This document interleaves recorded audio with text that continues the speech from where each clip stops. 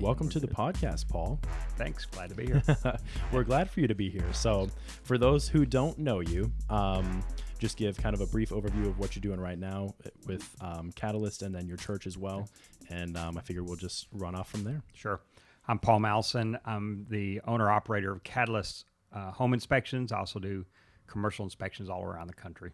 Been doing it for a bunch of years.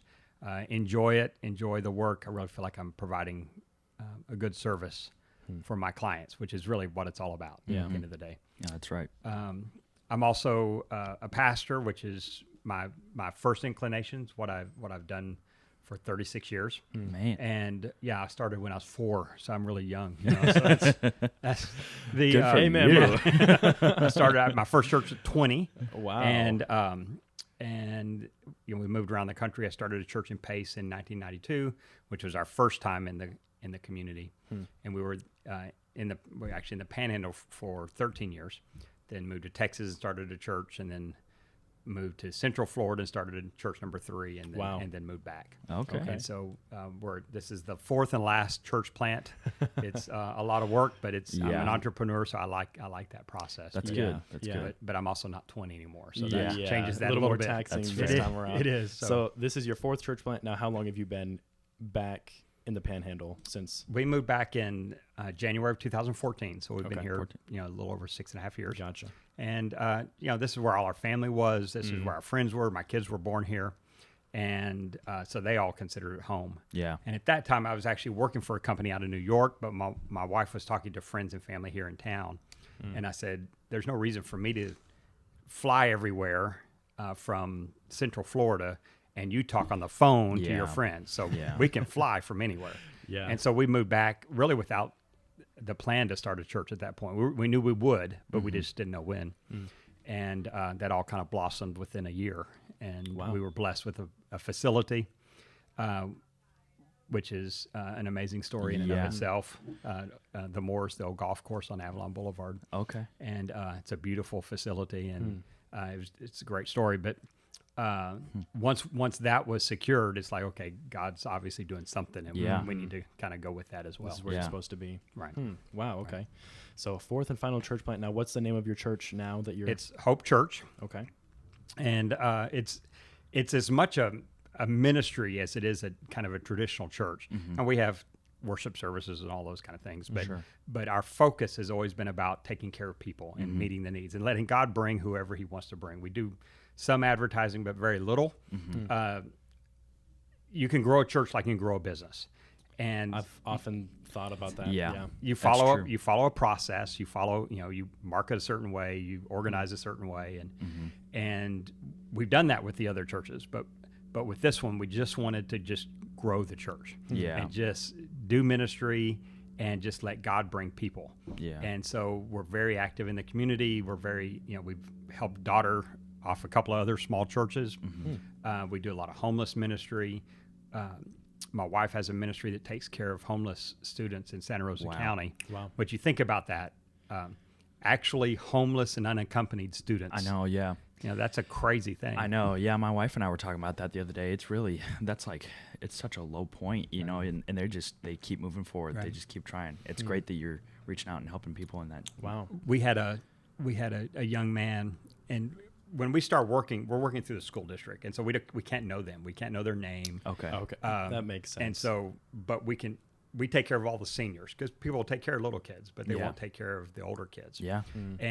And so we said, well, we're going to start on the other end, and we're going to start taking care of seniors. So we do everything their senior year that they need. Wow.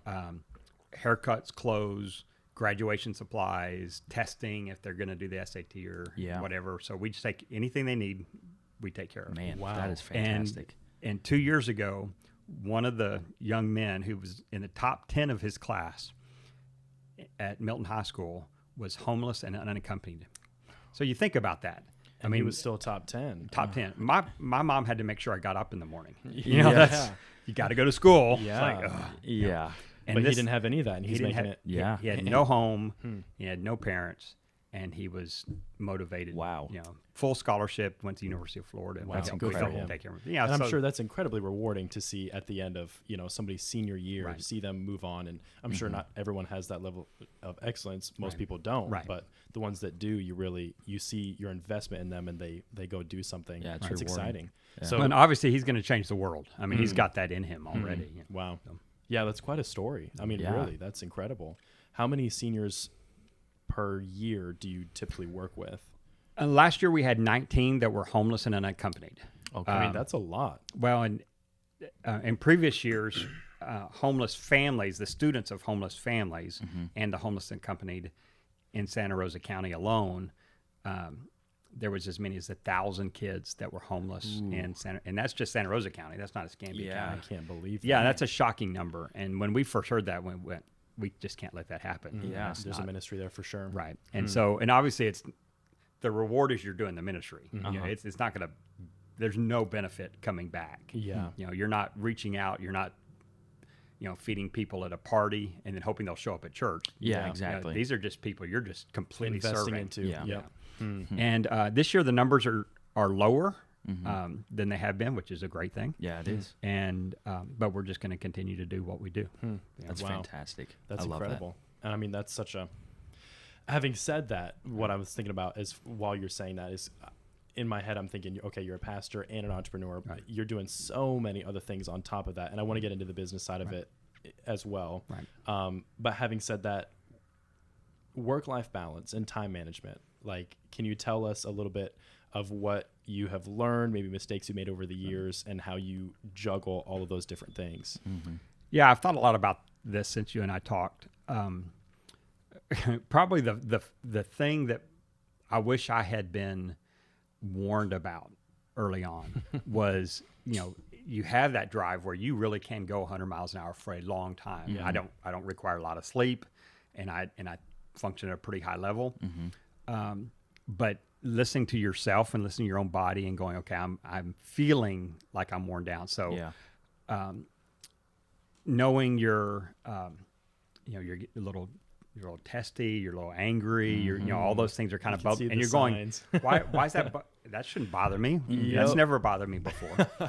So really being able to just figure out kind of what's going on in you. That's a big thing. I've been really blessed by having men that spoke into my life at a point where I was really worn out, just physically and emotionally exhausted. Young kids, a very fast growing church, and not knowing how to turn the governor on. And I had a friend that met with me he called me, said, I'm going to meet with you every week. He was a businessman here in town. And he said, I'm going to ask you the same question every week. And he wasn't talking about moral issues. He was talking about stuff that I didn't need on my plate. Okay. And every lunch he would start off with, what are you doing this week that you don't need to be doing? That is a good question for anybody. It's a great especially question. business owners. And I would think about those things like, I don't need to be doing this. Yeah. But I was not, but I didn't have somebody that was looking me in the eye and saying, dude, what are you doing? Yeah. And him, it got to the point where I'd confess over what are we going to do, where we're going to meet for lunch. It's like, okay, let me tell you what I've done this week. Let me get it all off. I don't want to ruin our lunch. So let me just lay it all out for you. Yeah. But that was freeing for me. Yeah. Because I knew that I had that accountability, and he was in my corner. It wasn't hard accountability. It wasn't like he was going to crush me or he was going to, end our friendship. Helping you along. Yeah. And he was there for me. And so having that is a huge thing. Having somebody that, there was zero judgment. And if I said I'm a miserable failure this week, he was going to care for me just as much, And so I've actually tried to be that for other people. So when I see people that I think are running way too fast, a little bit ragged. yeah, it's like, can we talk? Yeah. Let's Good for you. talk. That's such a good thing too, to take something that someone did for you and turn around and do that same thing for other people. I see that a lot in people that I respect and admire very much, is the ones that have invested a lot into me, and you appreciate that.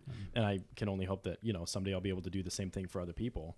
You look at as many people as have invested into all of us. I'm sure all of us have that same, I could name 10 people right now who have changed my life. And it's incredible to have that. It's really a blessing. Yeah. You need somebody to push you, Yeah. to make sure you're going the direction you need, and to mentor you, kind of like, I can make you so much better than you are. And sometimes that's hard to listen to. It is. Yeah. Constructive criticism can be tough. But you also need that person that goes, wait a minute, are your priorities really in line with who you need to be? Yeah. And that's a huge deal. It was for me. It was really a lifesaver. And he's a friend still. And we moved away and then moved back, and I went up to him and said, you need to know that really saved my life, and probably saved my marriage as well, because, and that's kind of the third step, is making sure your wife, I don't think my wife signed up for all that I put her through, but she's been very forgiving in the process. Good for her. And so marrying that person that can handle what you do, I think is a huge thing. If they're slowing you down for their desires, not because they think it's in your best interest, but just going, I'm not going to do that. Yeah. And so it's a fight, and that's not healthy. It's tough.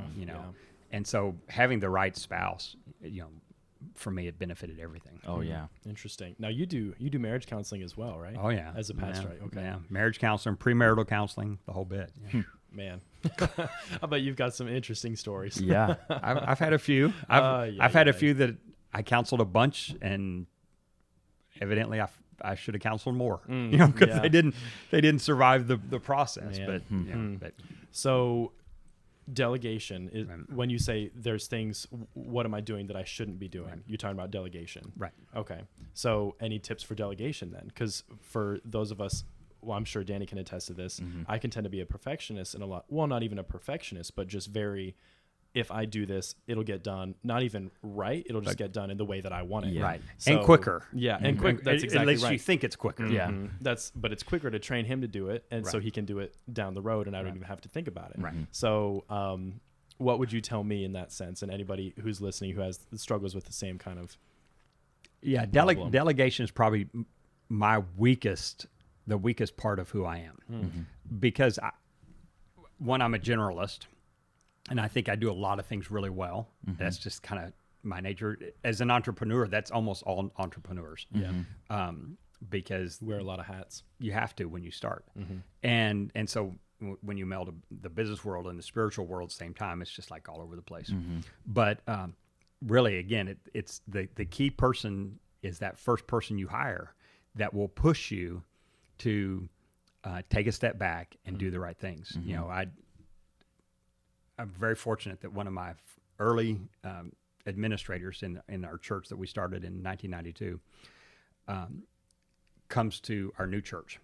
And when she first came, it's like, wow, I thought I was pretty hard on her, not because I was a hard person, but because I didn't make her successful. Yeah. And that was when the light bulb finally, and it took a long time, when it finally turned on, that delegating to her, giving her the things that she's really good at, makes her excel, which then makes me excel. Yeah. And it just never dawned on me that was, I always kind of, probably not even as a thought process, but kind of thought, delegate, just give her something to do, that I don't want to do. Yeah.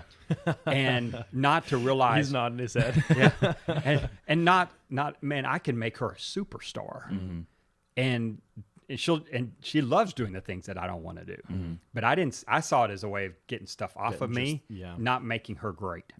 And so when that bell, and she was very patient the first year with me, and she put a sign on my door, because I just would leave my office. I'd forget to tell her that I was leaving, and because my door was right next to the outside door. Oh, okay. And her door was on the other side, so I could leave without telling her. Yeah. And it was never intentional. It's just, that's what I did. Yeah.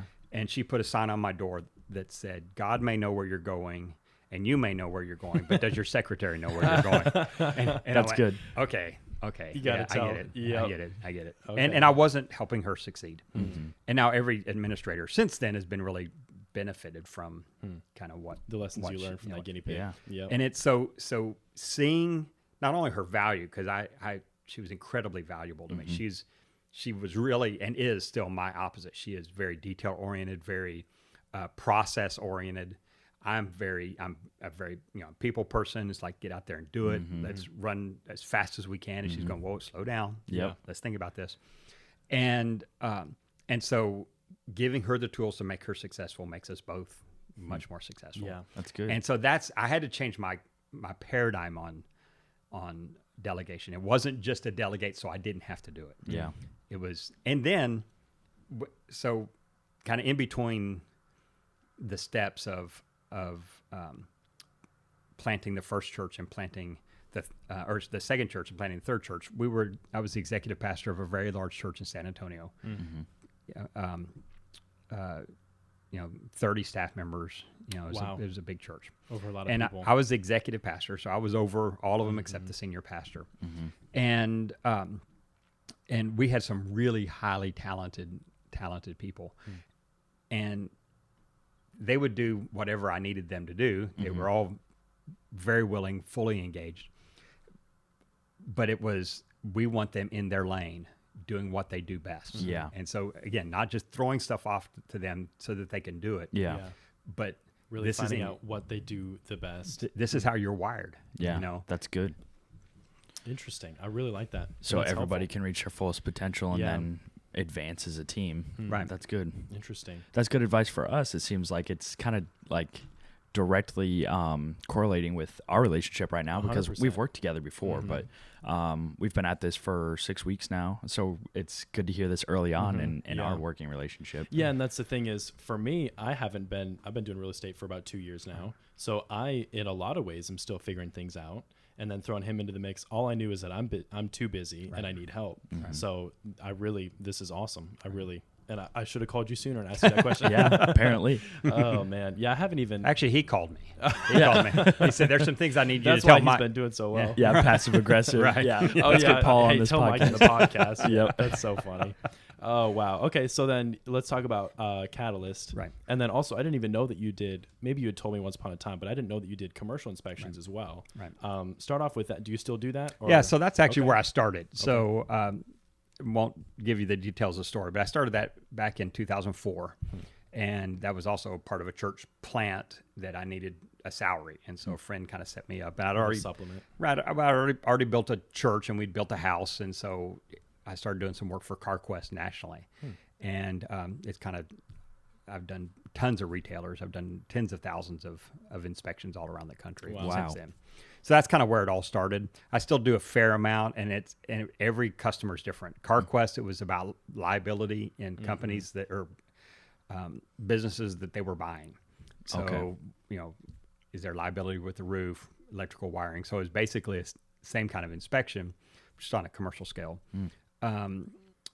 We did some with limited brands, which is Bath and Body Works and The Limited and Victoria's Secret, and those were completely different, but kind of in the same general idea. Okay. And then I also do CAD, computer aided drawing, drafting and design drawings. So a little Are bit you of kidding me? I know. Just so impressed right now. Again, wearing a lot crazy, of hats. just completely Yeah, crazy yeah, is yeah. what it is. Busy. So, and it really, it was, that all came about because when the economy collapsed, national retailers quit expanding. And gotcha. so, Right. so I had to adjust, and they were still renovating buildings. And so they needed an as-built drawing of what was going on in the building. So, Gotcha. so it's like, I'm a computer guy. I can learn drafting. So, Jump in. Yeah. so that's kind of where all that started. And then I just got tired of being on the road because it was, I spent 6 weeks in New York, spent 4 weeks in LA. And then we're flying here and there for weeks at a time. Man, for a younger guy, that doesn't sound too bad. It was all right. It's hard. We had a family, and so that was the hardest part. That's the thing. Well, that's for us too, and I'm sure I've told you this, but our dad is a pilot. Our father's a third generation pilot, and so that's very much travel is the name of the game. That's what you do. So, and we always used to talk, and that's what he would always say. Flying, there's a lot of different, I guess, types of flying, obviously, but it's really good for younger guys unless you have a set schedule working for an airline or something. Right. The travel is fun, but when you have a family and you're gone at the drop of a hat or for long periods of time, it's a strain. It really is, and we felt that. So you get to see the pictures of him on the beach somewhere. But he's we get he's a sitting there postcard from Maui or something. and he's going, man, I wish I was with my kids. Exactly. Yep. That's exactly right. Yeah, he would Skype us or FaceTime us a lot, and just, I wish you guys were here. I'm having fun, but it'd be so much more fun if I was with you. And we just kind of got, it's great looking on the outside. I mean, anybody would want to go to Cabo San Lucas or whatever, but it's just not the same when you're not with your family. Yeah, and if I was there by myself, even I probably would be a little bit bored. Yeah. So makes a difference. A little bit. A little bit. I would Still find stuff to things do. if Still we're stuff being to do. honest. Yep. So then at what point you said you got tired of travel? Yeah, when did you switch into residential? In 2013, a friend of mine was doing only insurance inspections, wind mits, 4 points, roof certs, those kind of things, in Orlando. But he went between Orlando and Tampa, and so you got 10 million people there, and so that's all he needed to do. And he was doing a ton of them and making really good money. And he said, Paul, you need to do this. And so, he kind of trained me in how, the process was and the paperwork.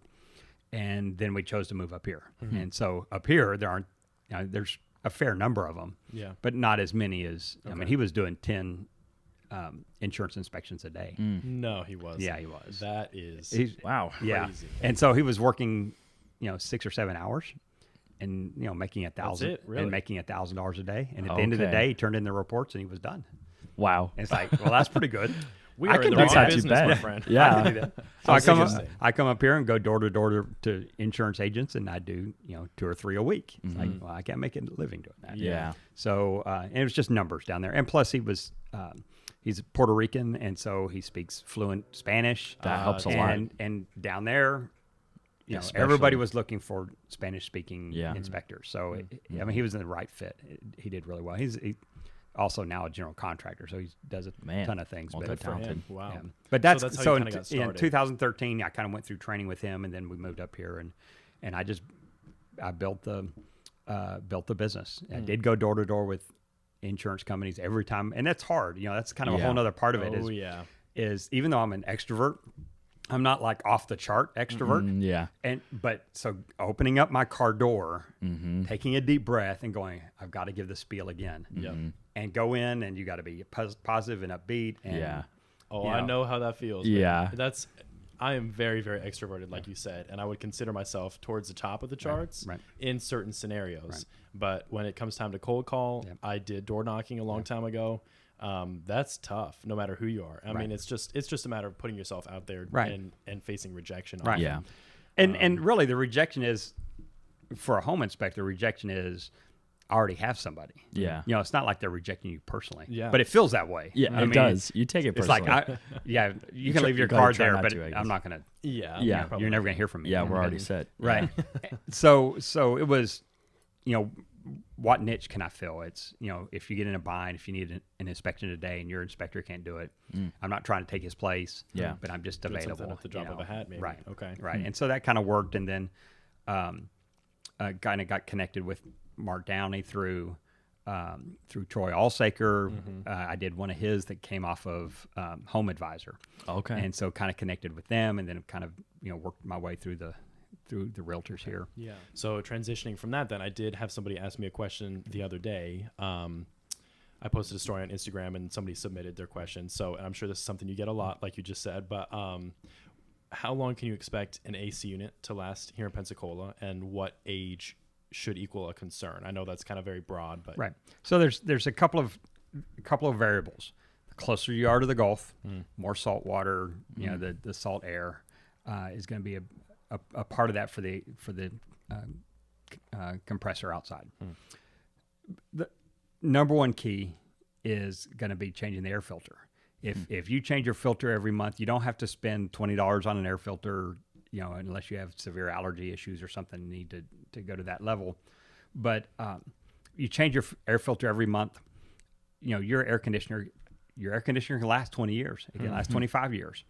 Now, you're going to lose some efficiency over time, and there may be other reasons you change it. But it's about maintenance. Maintenance, it's about, annually having somebody come out and check your system, because they're going to clean it. They're going to make sure that it's charged properly and it's doing what it needs to do.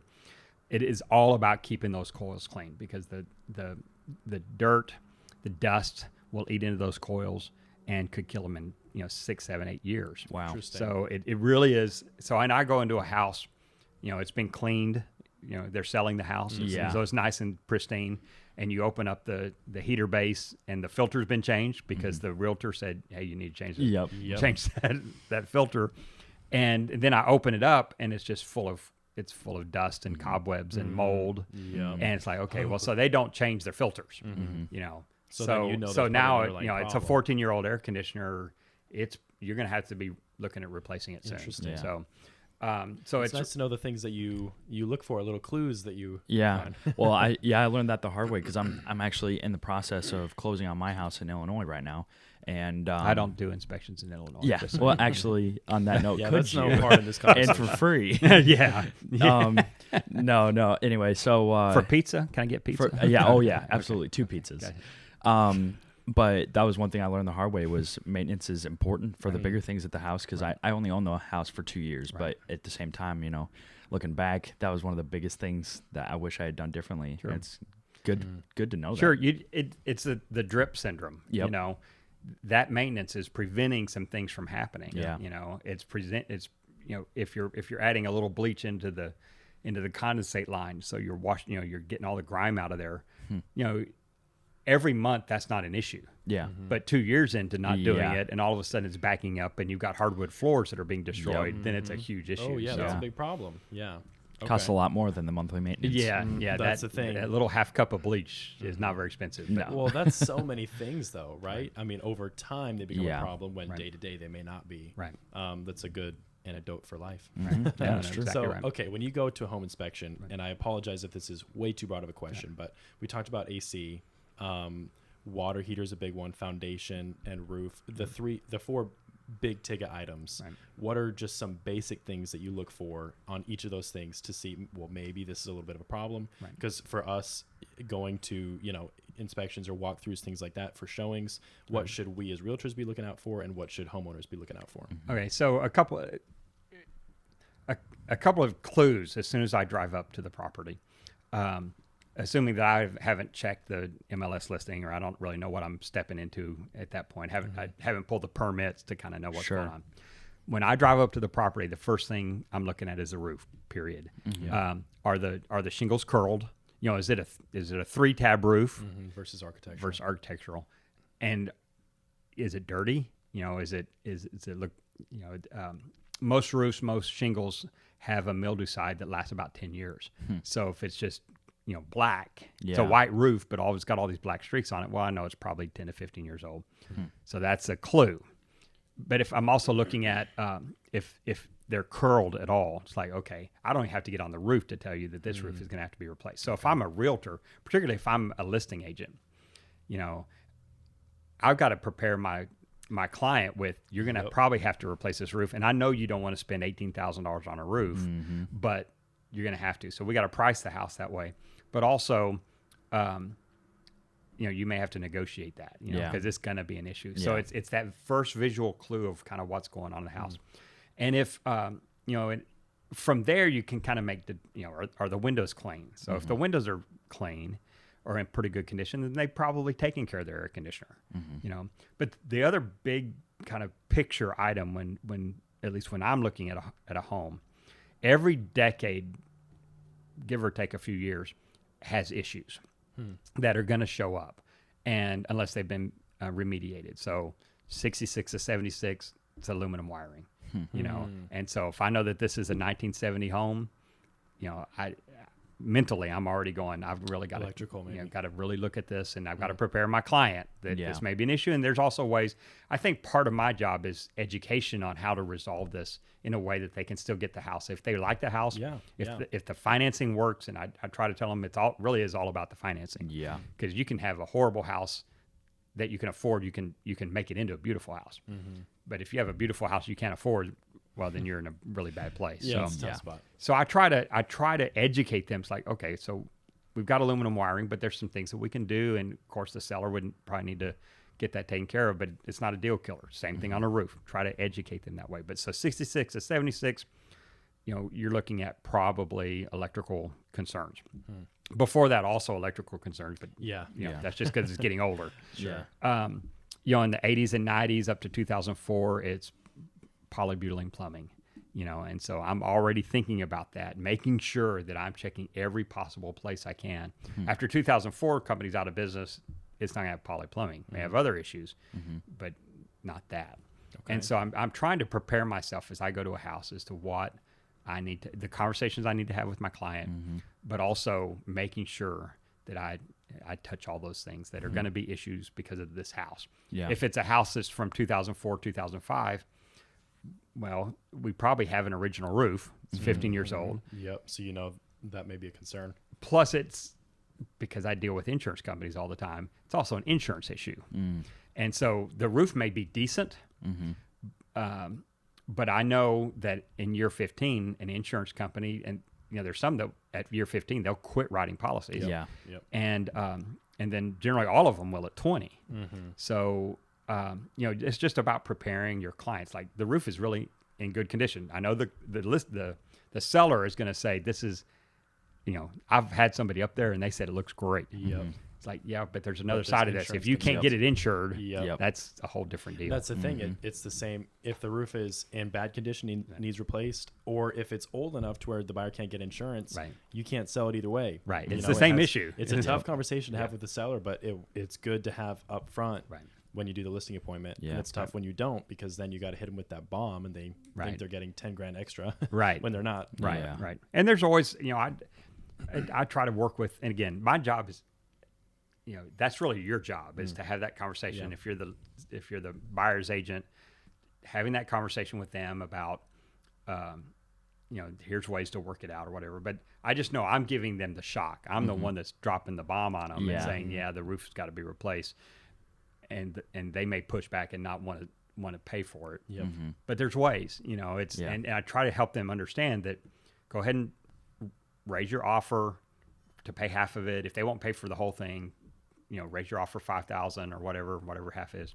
And if it appraises for that, then it's in your mortgage. Yeah. And in 5 years when you move, the next person pays for the roof, and people go, wow, I thought I was gonna have to pay for an $18,000 roof. And it's like, there's ways to get it in. That's exactly right. Okay.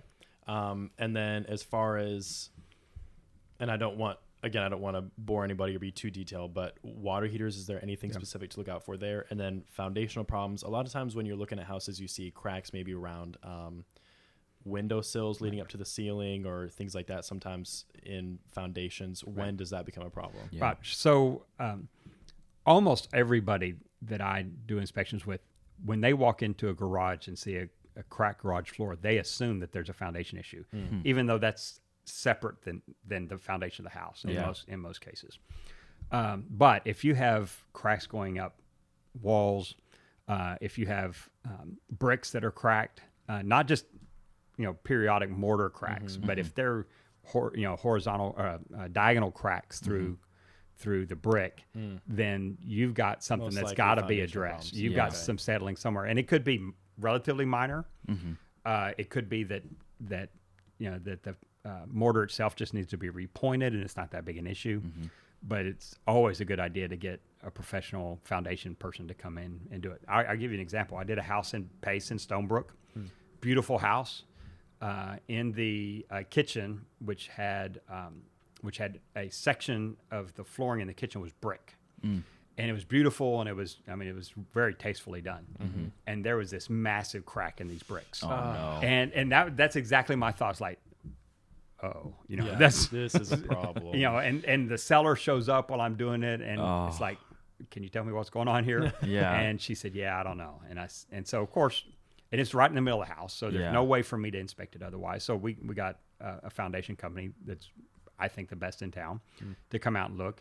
And it was that they just didn't put the right the right mortar in the bricks to actually hold it to the foundation of the house. Really? And so it was not that big an issue. It ended up not being a big issue. It could be easily repaired. Yeah. But you just can't risk it. Yeah. We don't have as many foundation issues as you have in Central Florida because of the composition of the ground here. You know, Central Florida, the ground is a honeycomb, and that's why you have so many sinkholes in Central Florida. Ooh. And and it could be really bad, really scary. We don't have quite the same composition here, but you have some that you gotta check out. So when I make multiple passes around the house to begin with, and you got to look, you're looking at the foundation, which you can't always see, but you got to look for those telltale signs of the bricks. If you see it in the bricks, you immediately go inside the house, that same corner of the house, so you don't forget it. Yeah. And go, is it, is this room freshly painted? Oh. So maybe they're hiding something. Yikes. Or is, can you see a crack there? Or was it just, if the foundation's raised a little bit, a lot of times there's a skim coat on the outside just to make the foundation decorative.